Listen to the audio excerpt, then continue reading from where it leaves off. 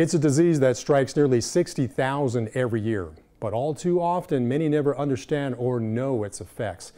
But thanks to a new initiative from the Michael J. Fox Foundation's Partners in Parkinson's, a new and greater awareness is now being spread about the effects of Parkinson's disease. Here to give us more insight is Dr. Irene Richard and Parkinson's patient David Rhodes. Thank you two for joining us. Nice to be here. Thank you. Dr. Richard, give us an overview of what Parkinson's disease is and how it affects the body. Okay, so Parkinson's disease, it is a neurological condition. So it's a progressive disorder that affects the brain, and in fact second only to Alzheimer's disease in that sense. And it can cause, the main problem is with the control of movement.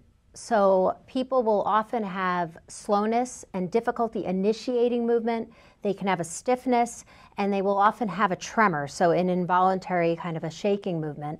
As the disease progresses, people will also develop some problems with their walking so that they can have more shuffling steps and they can have problems with balance. So what you've just described is what's considered some of the more common symptoms of Parkinson's disease? That's right. I think that those are the common motor symptoms of Parkinson's disease.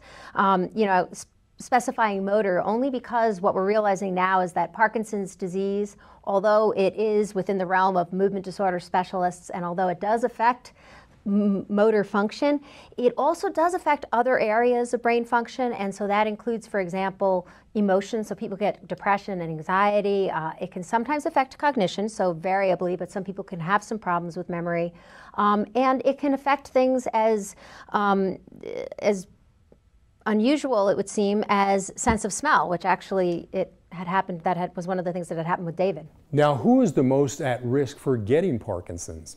Yeah, that's a great question. I think that what I could say is that the risk increases as people get older. And the other thing is that it's a bit more common in men than women. The other factors that would put one at increased risk, there are certain genetic forms of Parkinson's disease. So among people with those genetic disorders, they would be at increased risk, although in general, we don't consider it to be really a classic kind of familial disorder, though probably if somebody has a first-degree relative, so meaning a brother or a father or mother, or they might be at a slightly increased risk. David, you were first diagnosed with Parkinson's at age 62. What were some of the first symptoms that you began to notice in your body that gave you an indication that something was really changing within inside you? Sure, JR. Well, one of the reasons I went and was diagnosed is I had a problem with my taste and smell that went south on me. I couldn't taste or smell anymore. And I went to an institute where I live close by. There happened to be an institute for people who lose their taste and smell. And through that, we found out one of the meetings I had, because I went through a whole array of doctors, was a neurologist who was able to isolate and said, your problem in taste and smell is you have Parkinson's, and that's how I found out. But there are various ways. But when I found out, then, you go to step two, what are you going to do now? And one of the things I coined in my exercise program, Parkinson's is progressive, but I'm more aggressive.